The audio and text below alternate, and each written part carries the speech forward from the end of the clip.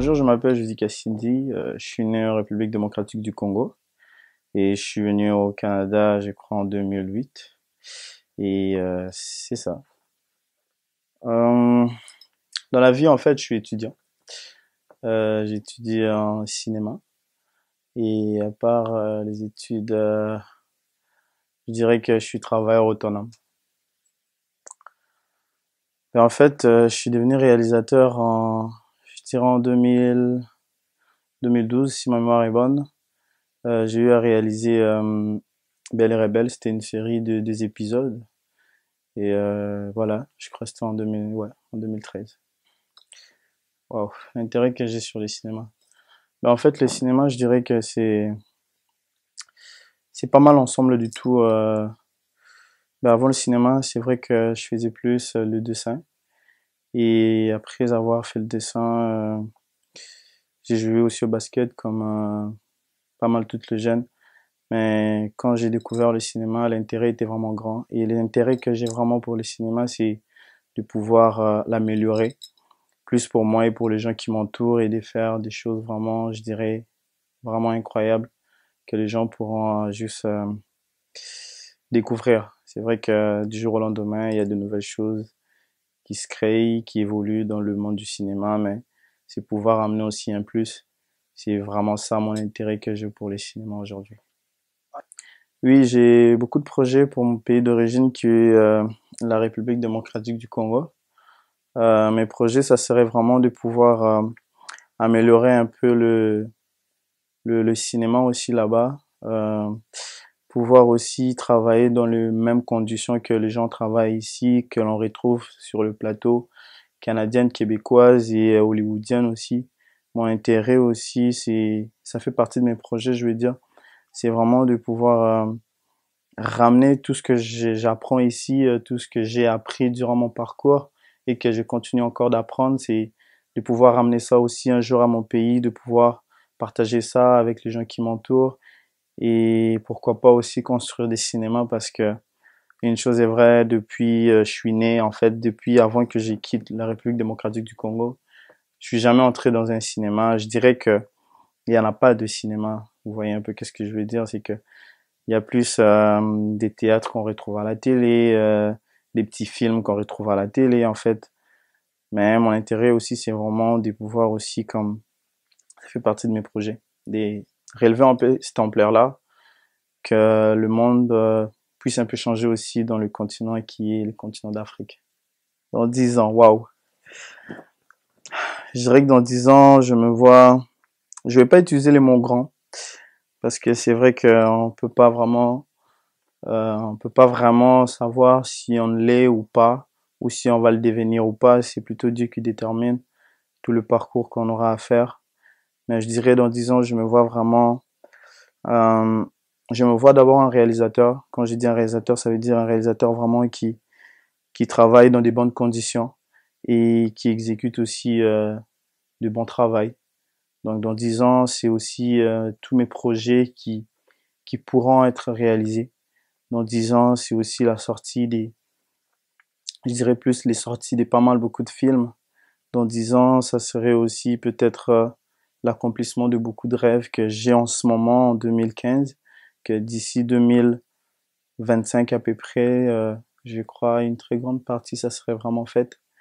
Et donc c'est ça, dans 10 ans, c'est vraiment un monde des étapes, quoi. Donc c'est vraiment l'accomplissement de beaucoup de rêves. En dernière réalisation, c'est Rebecca, la fille du pasteur, un film de long métrage qui dure, euh, qui dure 2 heures. Je dirais que c'est pas mal une question posée par beaucoup de personnes. Pourquoi Rebecca, la fille du pasteur? Ben, de un, parce que c'est une fille du pasteur aussi, donc c'est un peu ça l'intérêt de pourquoi Rebecca, la fille du pasteur. Mais l'envie vraiment de pouvoir donner ces titres de ces films-là, Rebecca, la fille du pasteur, c'est que je voulais un peu que le film soit un peu tenu par l'impact. Pourquoi que ça soit tenu par l'impact? Parce que je voulais vraiment aussi que le message, au fond, que je voulais passer dans ma génération et dans la génération future et que c'est pas seulement des filles ordinaires qui pourront qui pourront faire ce genre de trucs.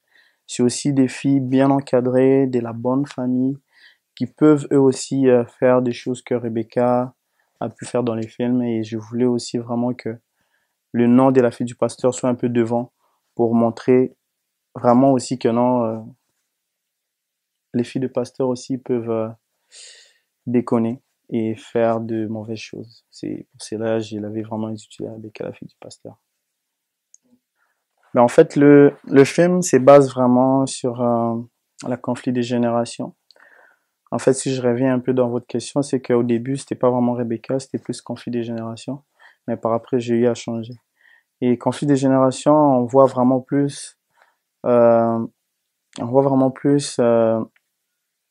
je dirais plus, la discussion ou toutes les discussions qui se passaient à la maison chez Rebecca et les discussions aussi qui se passaient à l'extérieur de la maison de Rebecca et toutes les incompréhensions, toutes les malentendus et le film vraiment comme ça se déroule plus sur le mauvaise influence aussi parce que Rebecca était vraiment comme ben, je dirais au temps présent parce que le film il y a beaucoup de gens qui l'ont pas encore vu mais je dirais que Rebecca dans le film est une fille vraiment qui est beaucoup plus vraiment influencée par rapport à sa meilleure amie qui est Jenny. Et tout le long du film, tu sens vraiment cette influence-là qui grimpe les échelons à chaque séquence de film. Et tu vois un peu l'incompréhension qui se crée à la maison des Rebecca envers sa mère et ses parents et son frère et sa sœur. Et ensuite, tu vois aussi euh, la mauvaise voie qui conduit Rebecca un peu, je dirais plus à sa fin ou à sa résurrection, si on veut dire ça comme ça. Et le film vraiment, c'est plus construit vers ces idées-là. Et c'est pas vraiment plus basé sur Rebecca. Il y a aussi d'autres personnes qui sont dans le film qui eux ont aussi leur vie. Mais je dirais, plus tu regardes le film, plus un peu tu captes des mauvaises choses que parfois quand on regarde dans la vie normale comme ça, tu te dis, oh, c'est des choses qui arrivent. Mais dans les films, on voit aussi un peu les conséquences, où est-ce que ça peut t'amener et pourquoi tu dois pas faire ça. Donc c'est vraiment un conflit des générations entre les adultes et la jeunesse. Et c'est aussi une fille qui n'écoute pas vraiment ses parents, qui fait des choses à sa manière et à sa tête. Ben, je dirais pas que je suis différent de Rebecca parce que le scénario, c'est moi qui l'ai écrit. Le personnage, comme je le voyais dans ma tête, c'est aussi mes pensées. Et non, je me vois pas vraiment différent de Rebecca, mais plutôt je sais me contrôler par rapport à Rebecca. Pourquoi j'ai dit ça? Parce que c'est une vérité, on doit le dire. Dans le film, on voit Rebecca en train de être manipulée par rapport à sa meilleure amie. Mais on voit pas vraiment Rebecca en train de prendre des décisions toute seule, de pouvoir décider de ce qu'elle a envie de faire. Et c'est ça qui donnait un peu la différence. Parce que c'est pas vraiment une personne qui menait la game dans le film, mais c'est plutôt une personne qui se faisait mener dans la game. Et pourquoi j'ai dit non, je me pense pas différent de Rebecca, c'est que je sors aussi, je vais pas le cacher, je sors aussi, je vais dans des clubs, je vais dans des fêtes, et on s'amuse avec des amis, et puis euh, un petit verre d'alcool occasionnellement, ça passe aussi. Donc je pourrais pas le cacher parce que ça fait partie du quotidien en fait. Pas peut-être de tout le monde, mais je dirais ça fait partie du quotidien de chacune de personnes qui se connaît. Donc, par rapport à ça, non, je me sens pas vraiment différent de Rebecca, mais par rapport à l'entourage et à sa façon de s'adresser envers ses parents, la façon de prendre ses décisions, la façon de pouvoir, je dirais, sa façon de pouvoir agir, c'est ça qui fait un peu la différence entre moi et elle. Et c'est ça qui fait la différence aussi que peut-être que je serai pas Rebecca un jour et je prie à ce que mes filles soient pas Rebecca un jour. Et c'est ça. C'est pas vraiment une très mauvaise fille dans le film, mais c'était quand même dans le film, c'est quand même une fille de beaucoup d'influence que si tu regardes, oui, si t'es quelqu'un assez facile à influencer, tu pourras t'influencer dès son comportement. Et voilà quoi. Bon, pour ta question, non, je suis pareil, un peu pareil comme Rebecca, mais on sait comment se contrôler dans la vie. Donc, c'est le contrôle, c'est les ajustements, mais c'est un peu ça. Euh, bon, la satisfaction, c'est vrai que en ce moment, ça serait un gros fardeau à dire non. Parce que oui, exactement, je suis très satisfait de mon travail. Euh, vis-à-vis à la finition aussi, parce que je rappelle que le film en question, quand je l'ai réalisé, j'avais pas encore commencé à faire des études en cinéma. J'étais un apprenti, je dirais. Je le suis encore, c'est sûr. Mais j'étais vraiment, je le suis encore, je me répète bien sûr. Mais je suis une personne qui apprend plus en visionnant des documentaires, des vidéos sur YouTube et en lisant des livres. Et voilà, donc le film, je l'ai plus battu comme ça, comme j'ai plus appris à l'extérieur qu'à l'intérieur. Et quand j'ai vu la finition de mon film, quand je me suis posé de questions, tout était juste waouh dans ma tête. C'est vrai que j'avais l'idée de mon film, mais quand j'ai vu le résultat final, j'étais totalement étonné. J'étais comme waouh, je viens vraiment de réaliser un film de 2 heures. Et plan par plan était bien, les lumières étaient bonnes, les répliques étaient bonnes, les changements de plans étaient bons. Et c'est pas mal ça aussi que j'apprends à l'école. Quand je suis arrivé à l'école, quand j'ai commencé mon apprentissage aussi, tout m'est semblé, je dirais pas facile, mais tout m'est semblé net. Je comprenais aussi facilement et aussi rapidement. Donc la satisfaction pour le film, je suis très content. Et les gens étaient pas déçus le jour du sorti, ben, quand le film était sorti au cinéma. En 2014, l'année passée, les gens étaient vraiment très satisfaits. J'ai eu beaucoup de bons commentaires et voilà. Donc on a fait un bon travail. C'était un bon travail. Mon travail en tant que réalisateur, je l'adore, c'est sûr. C'est sûr que c'est un lourd fardeau, c'est pas facile comme travail. C'est un travail que t'as, je dirais que tu dors pas beaucoup. Surtout quand tu fais tout. C'est vrai qu'à l'école, j'ai appris à partager des tâches avec certaines élèves et tout, ben, je veux dire certaines collègues. Moi, quand j'ai fait mon film, j'avais tout fait. Quand je dis tout, je veux dire, j'étais DOP comme donc directeur photo et j'étais cadreur et j'étais réalisateur euh, en même temps je faisais tout. Donc j'aime le travail parce que tu apprends à communiquer aussi avec les acteurs, tu apprends à partager les sentiments et tu apprends aussi à partager les pensées avec les gens et il y a toute une connexion qui se crée là-dedans et en même temps vous créez votre monde sans pour autant être dans ces mondes-là, mais vous l'êtes, je dirais, virtuellement. Donc vous voyez déjà que non, voilà, faut qu'on fasse ça comme ça va te donner ça. Et donc voilà, j'aime le travail. C'est sûr que tu dors peu et t'as moins de temps avec les gens qui t'entourent. Ça, c'est quelque chose qui m'affecte vraiment, mais je dirais, pour être une bonne personne dans la vie, il faut juste les travailler. C'est sûr que si je croise les doigts, je serai peut-être pas la personne que je veux être d'ici 10 ans. Et il faut seulement être très focus, faire des sacrifices. Sacrifier certaines choses aussi dans la vie, ça fait partie de mon travail. Donc, je suis satisfait, mais avec beaucoup de regrets, mais j'aime ça. Le budget exact du film Rebecca, la fille du pasteur, euh, je dirais, pour donner un chiffre au hasard, ce qui est pas la bonne façon à dire, mais je dirais que ça tombe vraiment dans le 13 à 15 000 parce que j'ai eu à acheter tout le matériel, donc je n'ai pas fait des locations. Donc j'ai eu à débourser de mes propres poches pour acheter de matériel. Et donc quand je dis de matériel, donc je commence par les cartes mémoire, les ordinateurs, les appareils, toutes les équipes techniques, les lumières et tout consort, tout le machin qui vient avec.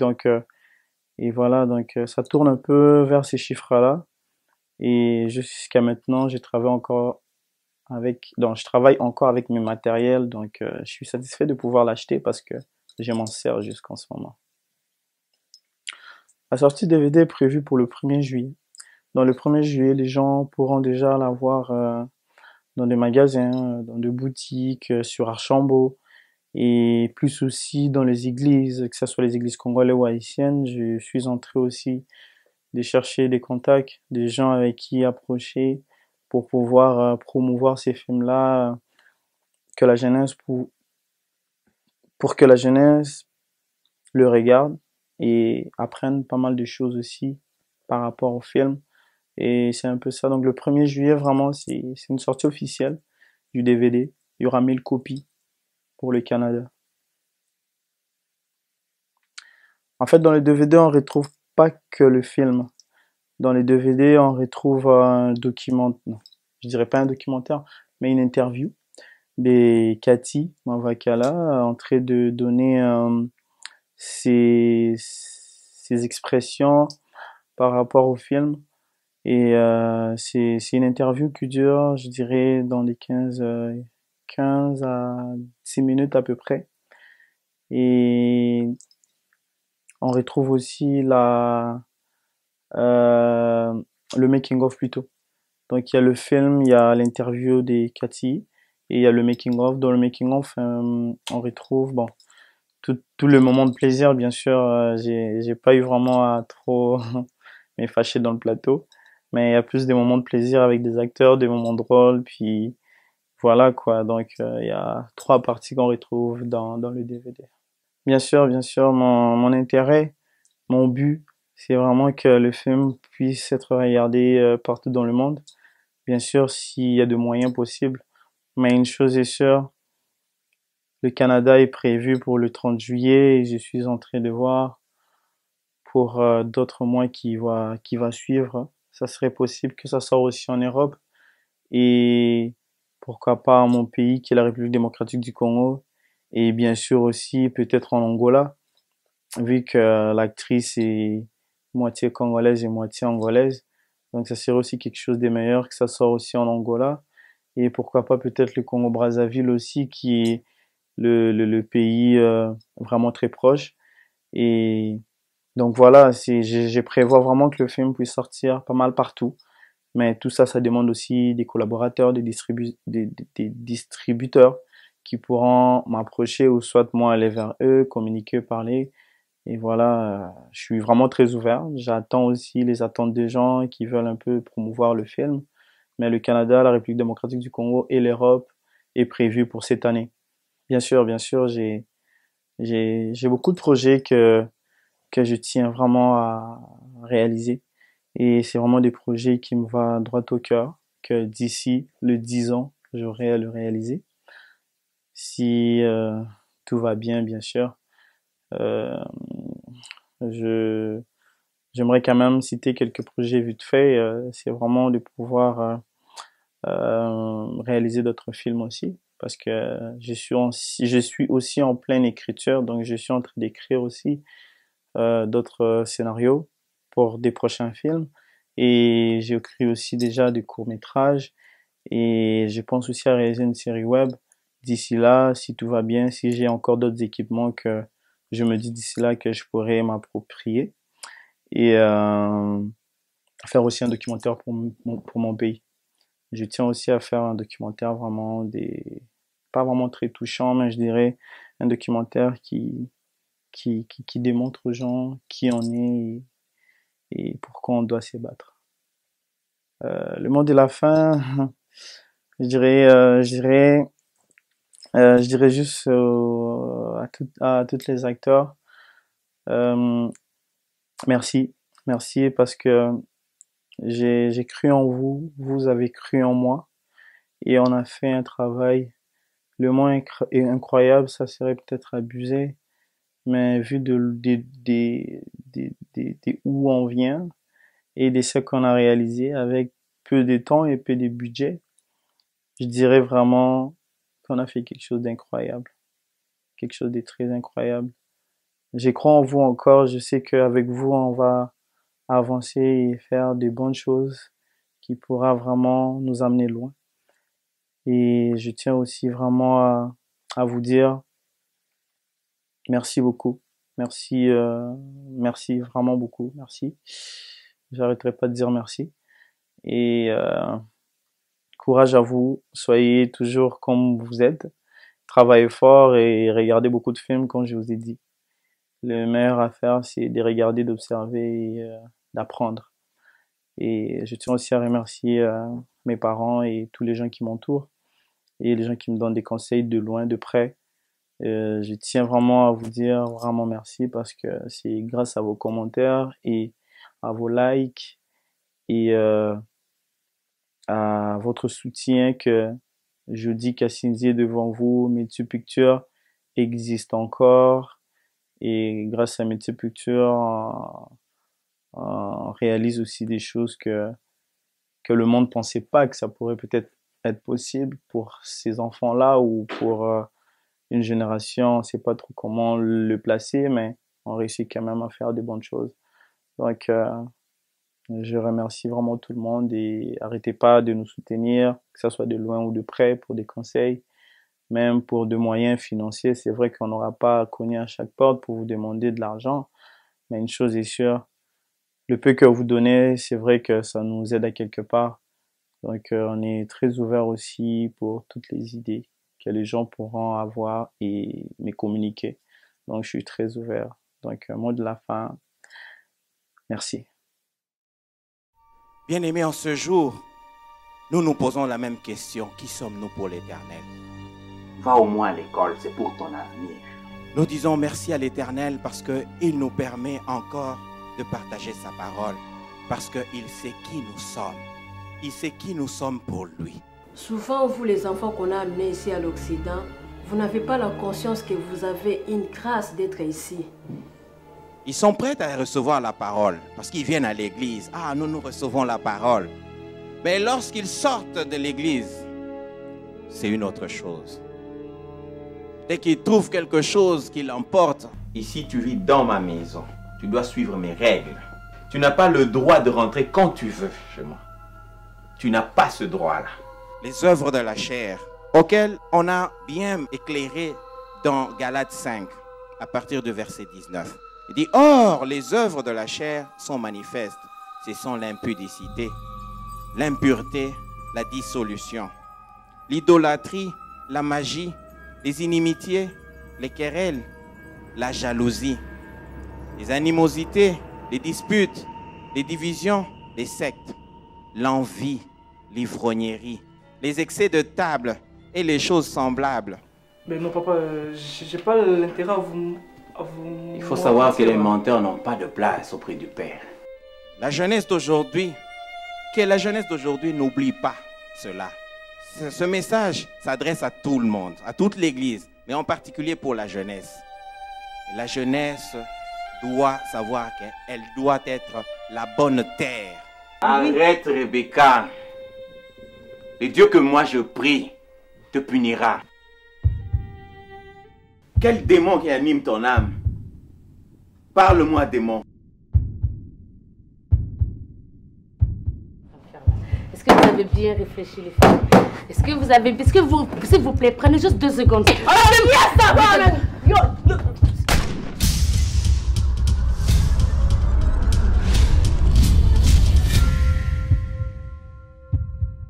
What's up? Faites-la pour moi. Non, là. Je l'ai pas ton putain d'argent, Ben.